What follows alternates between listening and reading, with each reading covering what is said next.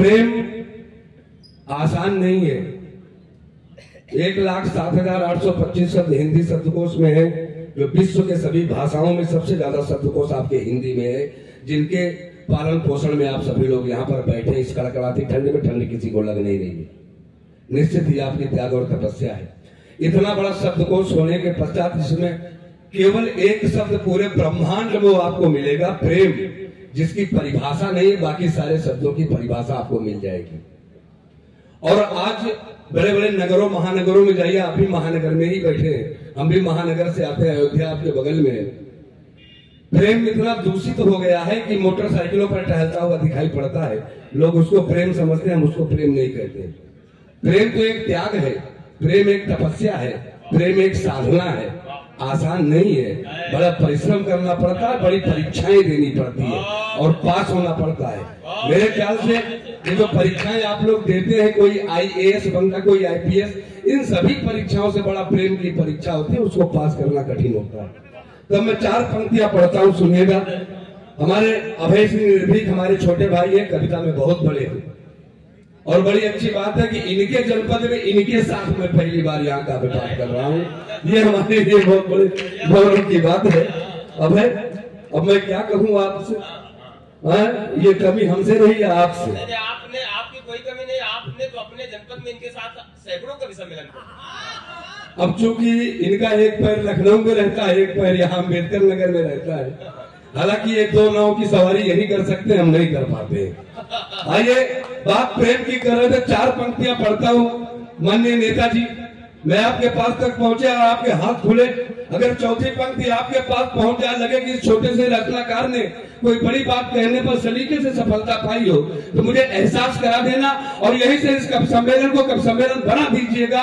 इन बड़े रचनाकारों की अगवानी में मैं खड़ा किया गया हूँ, और शुरुआत अगर अच्छी हो जाएगी तो निश्चित ही अंत तक जो है बहुत अच्छा कार्यक्रम चलेगा। पंक्तियां पढ़कर सुनिएगा कि प्रेम से डुबोया गया फूल गर्म पानी में, तो पराग को सुगंधित इत्र बनना पड़ा। बहुत अच्छे, बहुत अच्छे।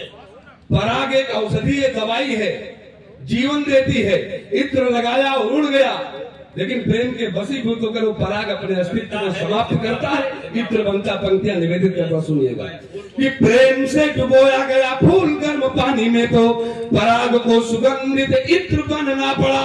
मोर ध्वज ने किया था प्रेम सुत से तो आरा, पीठ पे चला प्राणी विचित्र बनना पड़ा। मीराबाई जी ने किया प्रेम जब मोहन से, तो जहर को सुधा पवित्र बनना पड़ा, तो गरल को सुधा पवित्र बनना पड़ा। और किया प्रेम शेखर सुभाष ने मां भारती से, वीर बलिदानी का चरित्र बनना पड़ा। बहुत बढ़िया, बहुत अच्छे, बहुत अच्छे, जिंदाबाद। थोड़ा और खुल जाइए तो गर्मी आ जाए, आनंद आ जाएगा। 4 पंक्तियां और पढ़ता हूँ। अच्छा, पीछे मैं पढ़ देता हूँ, पीछे कुछ नौजवान बच्चे बैठे। माननीय नेताजी, एक बार फोन पर बात चल रही थी, उधर से आवाज आई, चौहान देश की जवानी प्यार और मनोहार में भटक गई है। हमने कहा श्रीमान, जिस दिन देश की जवानी केवल प्यार और मनोहार में भटक जाएगी, मानचित्र में ढूंढना पड़ेगा भारतवर्ष कहाँ है।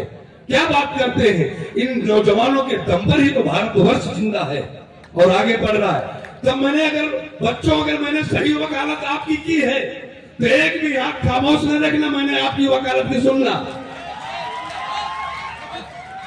पहले पंक्तियां तो सुन लो कि दिखते हैं तिरछे नयन जब नायिका के, अंतस को पावन कहानी सूझ जाती है। कि दिखते हैं तिरछे नयन जब नायिका के, अंतस को पावन कहानी सूझ जाती है। और झनकार मन की मधुर मनुहार से वो पल भर में ही तो जुबानी बूझ जाती है।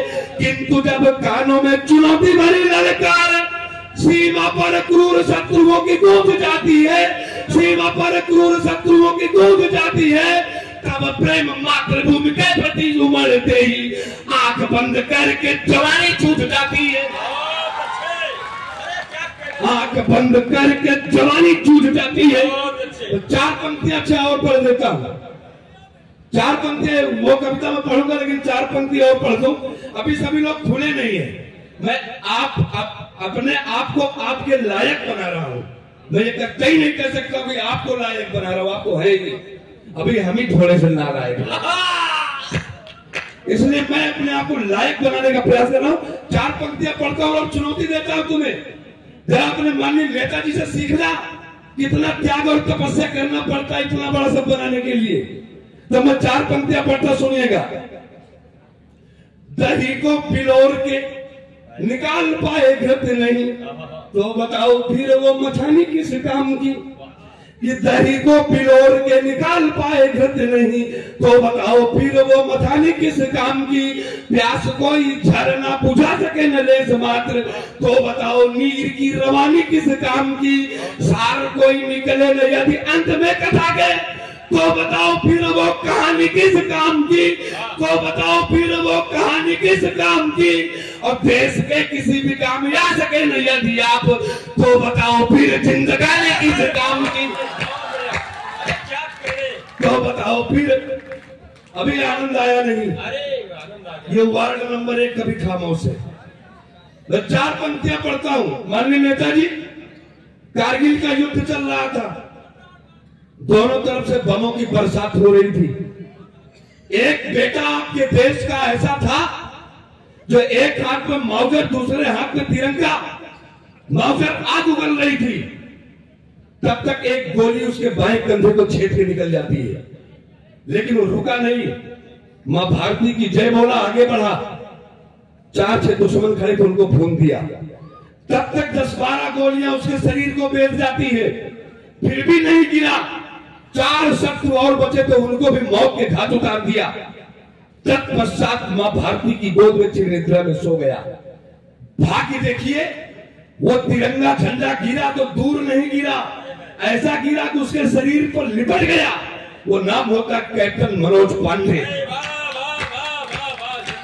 और कैप्टन मनोज पांडे ने अपने अंतिम शब्दों में, अंतिम श्वासों में जो कहा, वही कविता बन गई, वो पूजा की पंक्तियां बनी, शिलालेख बन गया।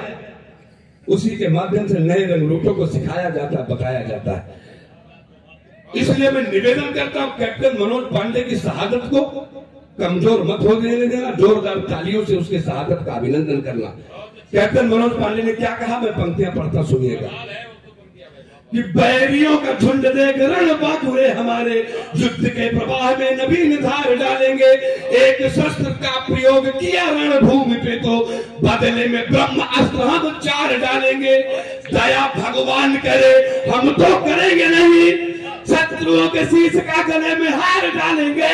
शत्रुओं के शीश का गले में हार डालेंगे। मृत्यु आई शौर्य सिद्ध करने से पूर्व यदि भारती के लाल मौत पर मार डालेंगे। इन पंक्तियों पर मैं चाहता हूँ पूरा सदन एक बार जोरदार जयकारा लगाए। बोलिए भारत माता की।